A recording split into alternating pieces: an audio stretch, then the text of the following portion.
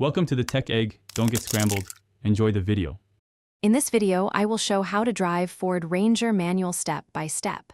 Press the clutch fully and start the engine while the truck is in neutral and the parking brake is set. Check mirrors and fasten your seatbelt before selecting first gear. Release the parking brake, gently lift the clutch to the bite point while applying light throttle, and feel the truck begin to move forward smoothly. Match engine sound to gear changes and keep shifts deliberate and calm to protect the clutch. Depress the clutch fully before changing gears and release it smoothly to prevent jerks. Use rev matching when downshifting to help the transmission engage cleanly and reduce wear. Practice shifting at low speeds in a quiet area until you can move through the gearbox without thinking, then bring that smoothness to traffic and varied road grades. Quick recommendation: if you like reading manuals and tips while learning to drive, the Kindle Paperwhite is great for portable reference and long battery life.